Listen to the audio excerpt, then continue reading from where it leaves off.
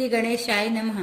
परिवर्तनी एकादशी व्रत कथा। युधिष्ठिर ने भगवान श्री कृष्ण से कहा कि भाद्रपद शुक्ल पक्ष एकादशी का नाम क्या है?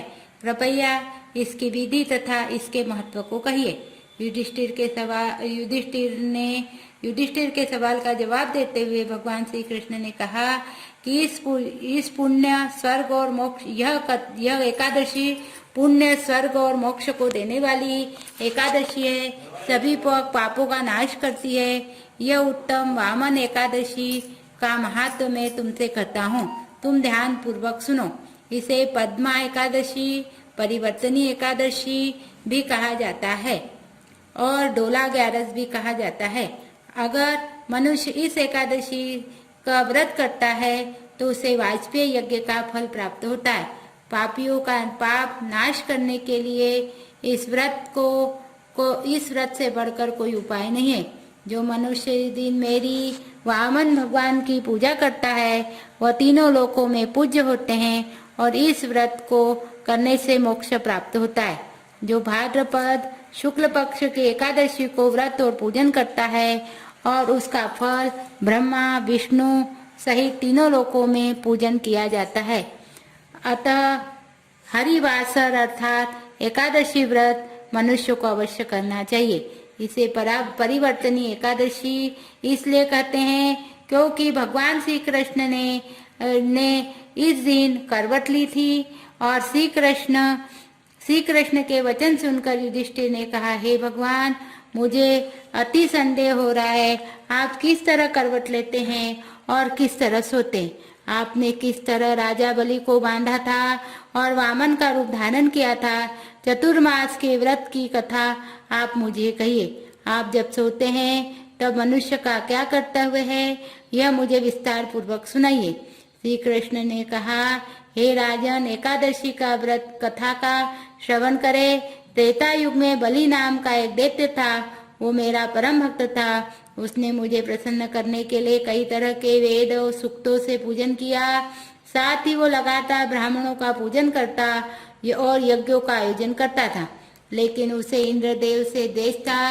यही कारण था कि उसने इंद्रलोक तथा सभी देवताओं पर अपना आधिपत्य हासिल कर लिया था। बलि से सभी देवगण बेहद दुखी थे। ऐसे वे सभी एकत्र होकर भगवान के पास गए। बृहस्पति सहित इंद्र आदि देवता प्रभु के निकट गए और नतमस्तक होकर हाथ जोड़कर प्रार्थना करने लगे। वे वेद मंत्रों से भगवान का पूजन करने लगे। अतः मैंने वामन का रूप धारण किया। यह मेरा 5वां अवतार था। फिर अत्यंत तेजस्वी रूप में मैंने राजा बलि को परास्त किया। यह सुनकर राजा युधिष्ठिर बोले, हे जनार्दन, इस अवतार में आपने दैत्य महाबली को कैसे जीता? श्री कृष्ण ने कहा, मैंने बलि से 3 पग भूमि मांगी। मैंने राजा बलि से 3 पग भूमि मांगी थी। राजा बलि ने इस इच्छा को तुच्छ समझा और मुझे वचन दे दिया, वे मुझे 3 पग जमीन देगा। मैंने अपने त्रिविक्रम रूप को बढ़ाकर भूलोक में पद, भूलोक में जंघा, स्वर्गलोक में कमर और महलोक में पेट और जनलोक में हृदय, यमलोक में कंठ की स्थापना कर सत्यलोक में मुख और उसके ऊपर मस्तक स्थापित किया। सूर्य चंद्र आदि सब ग्रह और देवतागणों ने अलग अलग तरह से वेद सूक्तों से प्रार्थना की। तब मैंने राजा बलि का हाथ पकड़कर कहा, हे राजन, एक पद से पृथ्वी, दूसरे पग से स्वर्गलोक पूर्ण हो गए। अब तीसरा पग कहाँ रखूं? इतने में ही राजा बलि ने अपना मस्तक मेरे सामने झुका दिया। ऐसे में मैंने अपना पैर उनके मस्तक पर स्थापित कर दिया। इससे वह पाताल लोक में चला गया और उनकी विनम्रता देखकर मैंने उनसे कहा, मैं हमेशा तुम्हारे पास ही रहूंगा। फिर भाद्रपद शुक्ल पक्ष एकादशी के दिन बलि के आश्रम पर मेरी मूर्ति की स्थापना की गई। ठीक इसी तरह दूसरी मूर्ति क्षीर सागर में शेषनाग के पृष्ठ पर हुई।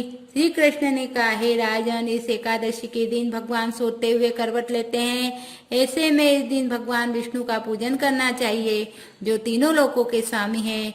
रात्रि जागरण समेत तांबा, चांदी, चावल और दही का दान करना उचित माना गया है। इस अगर व्रत को विधि पूर्वक किया जाए तो व्यक्ति सभी पापों से मुक्त हो जाता है। इस दौरान इस कथा पढ़ने और सुनने से हजारों अश्वमेघ का फल प्राप्त होता है। जय बोलो गोपाल कृष्ण भगवान की जय।